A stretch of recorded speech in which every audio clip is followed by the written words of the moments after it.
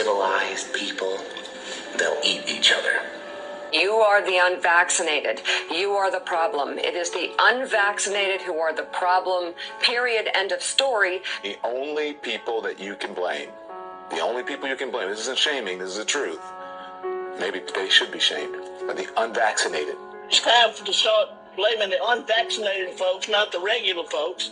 Anyone you came into contact with will blame you, as will the rest of us who have done the right thing by getting vaccinated. Because frankly, we know that we can't trust the unvaccinated. I think it's time to get our moral house in order, Anderson.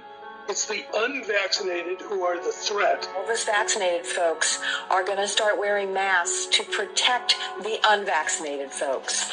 It's called a Christian value. You're basically punishing the vaccinated for the sins of the unvaccinated. People are not behaving honorably. The unvaccinated are basically saying, well, it's open season for me. I can do whatever I want as well. The unvaccinated are basically beating their breasts and running around the country saying, we don't care, we're living free, and so forth. We've been patient, but our patience is wearing thin. The unvaccinated, a group that includes children and people acting like children. And the rest of us are starting to get pissed off. The vaccinated feel the unvaccinated are making me upset or angry. This is not about freedom or personal choice. Well, my freedom is being kind of disturbed here.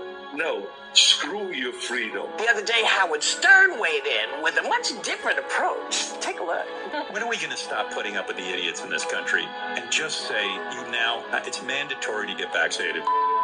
Their freedom. But you're treading on our freedom and you're making other people sick, and really you're killing other people. The anti-vaxxers, they seem to have a thing for death and home remedies. The anti-maskers turned anti-vaxxers are not just putting their own lives at risk. If that was the issue, we could just say that we can watch them compete to win place or show in the Darwin Awards. We have to start doing things for the greater good of society, and not for idiots who think that they can do their own research. And don't get me started on the lunatics who won't take any of the COVID vaccines. Life is too short to be an ass. Life is way too short to be ignorant of the promise of something that is helping people worldwide. Maybe you're doing it because you're disconnected or disorganized. Maybe you have some sympathetic psychological reasons. But maybe you're just being antisocial. Oh, you can't shame them. You can't call them stupid. You can't call them silly. Yes, they are. Those who are not vaccinated will end up paying the price. The unvaccinated should be taxed. They should pay more for health care. We need to start looking at the choice to remain unvaccinated the same as we look at driving while intoxicated. We're going to see, and I've said, almost two types of America.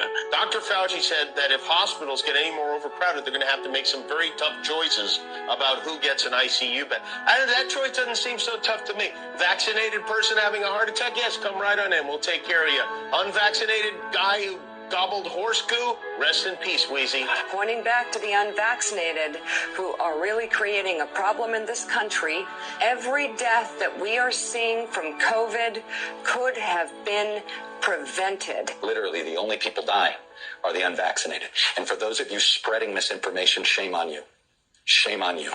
I don't know how some of you sleep at night.